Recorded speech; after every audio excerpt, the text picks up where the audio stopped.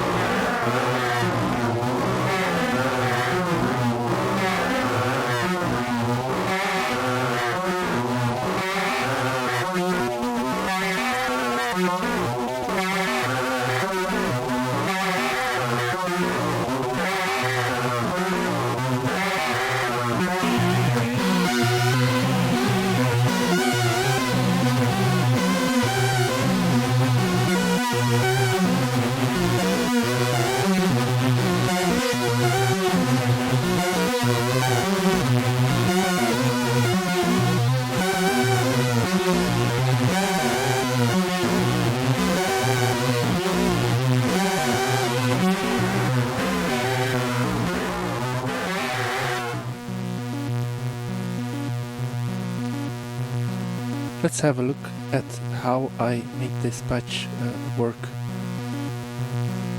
As I said, the concept for this patch was starting off with one sequence that's sequencing one voice.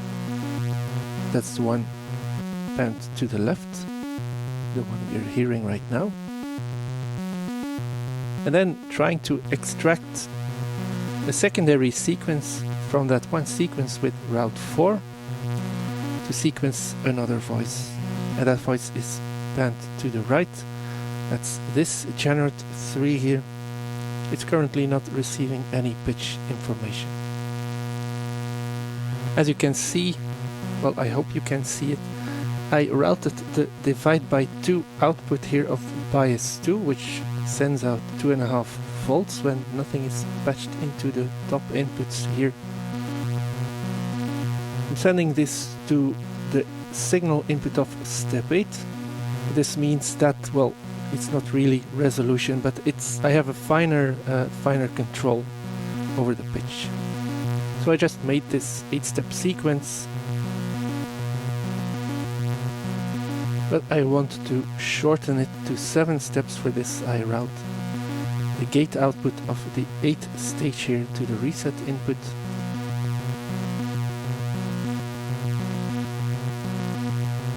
So now the sequencer is cycling the first 7 stages of step 8. Then I want to route some analog outputs, and preferably some with voltage or pitch information. I want to send these into the routing inputs of route 4. I don't exactly remember which ones went where in my patch playthrough.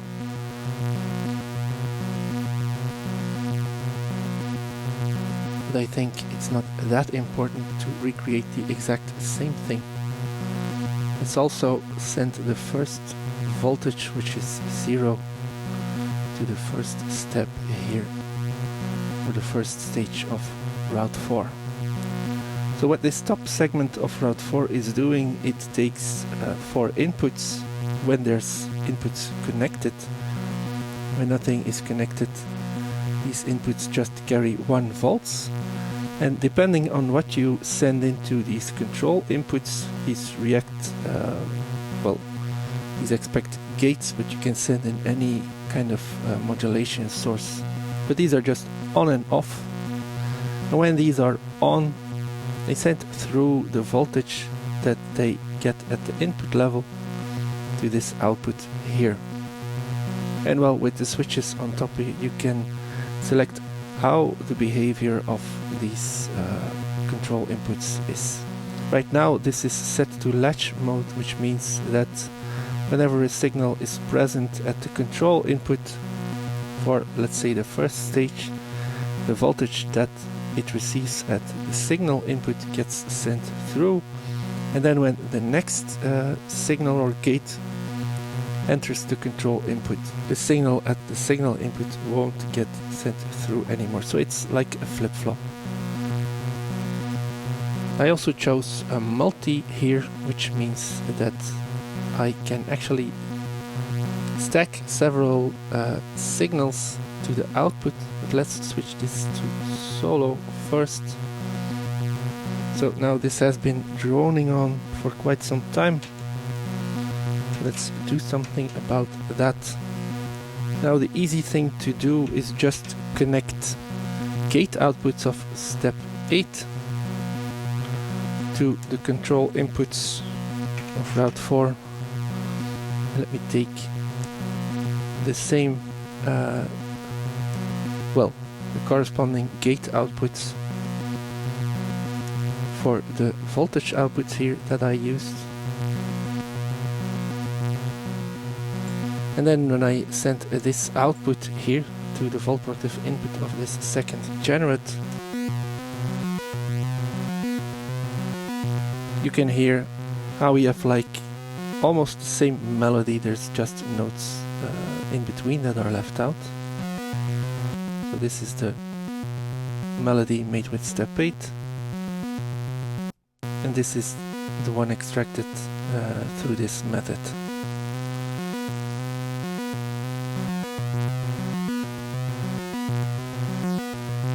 Now, this is the obvious thing to do, but you could just well, choose some random gate outputs here. Let me really switch them up.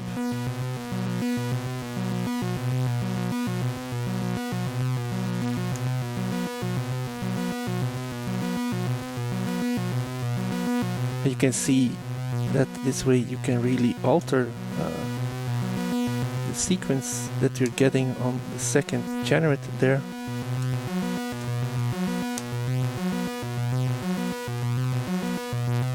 Now if I switch to multi, right now you can see that these signals get routed through exclusively, so it's like either the first, the second, the third or fourth, but never at the same time. When we switch this to multi, this changes.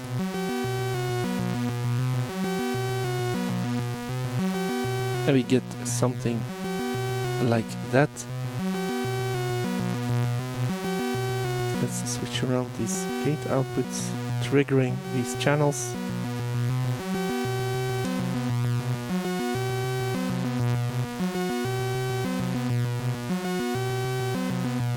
Something like that. Now this will always repeat and this will always come out the same way. So to change this, I want to add some randomness, and let me switch out the last control input here. So what I could do is just send an output of orbit 3, one of the chaos outputs, to this control input.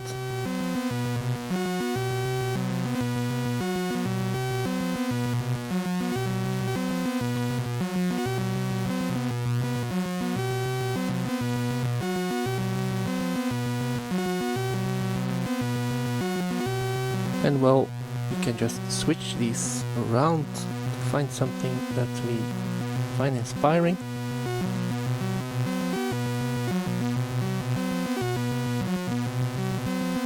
Now, while this is random, well, it's not random, it's chaotic. I don't think it's particularly musical. Well, and to counteract this, we could use the logic section of compare to, and specifically the AND output, to extract like a quantized version of the signal we're getting from orbit 3.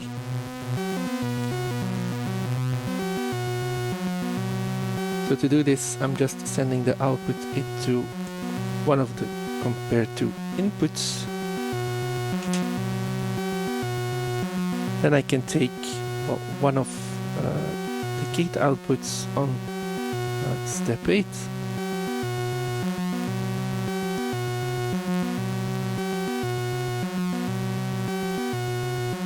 And now you should be able to see that we are not always getting the signal from the AND output here. We can increase the speed of orbit 3 a bit more. So there you can see that we are getting, well, it's a chaotic signal, but it's quantized to the second gate output here. So let's now use this AND output as a control input for one of the channels of route 4.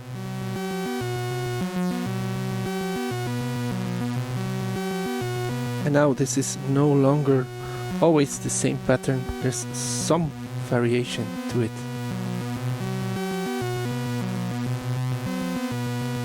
Can increase variation for the pattern by, for example, using one of spare outputs here on compare to. Let's use the flip-flop output.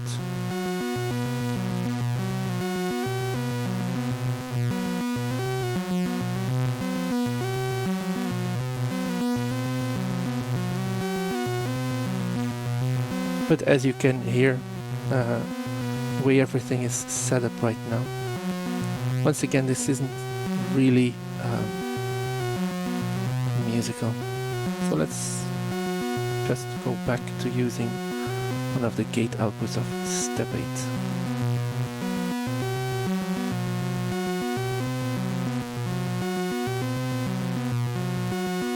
And then what I did to create the patch was using Fold 6 as a saturating and wavefolding mixer for my 2 signals. Let's center this on the mixer for a moment.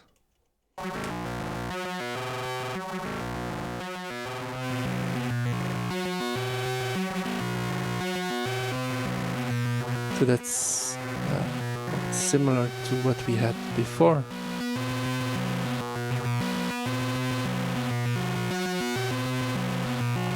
I realize I also added pitch vibrato to the second voice just by using an output of filter 8 that is self-oscillating into the linear FM here on this second channel 3. And then, well, just because I like things to be stereo and I don't always want to be using outboard effects, I melted the signal to delay 1. Let's pan this to the left again. And then when I fetch a cable that is long enough, I'm just using the plain delay output, so there's no blend going on. And this is panned to the right. And I have all these spare outputs on orbit 3 that are not doing anything, so let's use that to modulate the time parameter on delay 1 a little bit, just a little bit.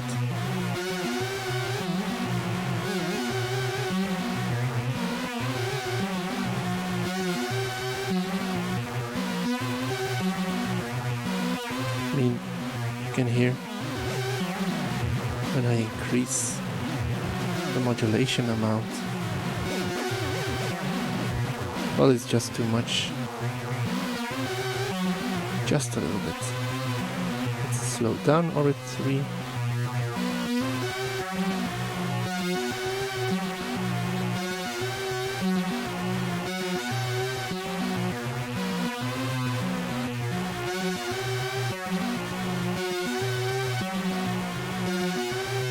And that's more or less what I did in this patch.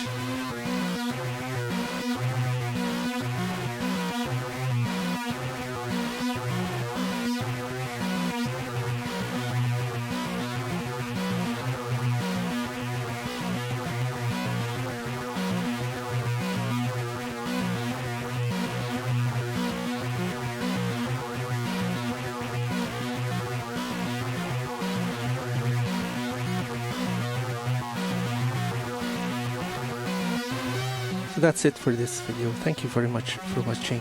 See you next time. Bye.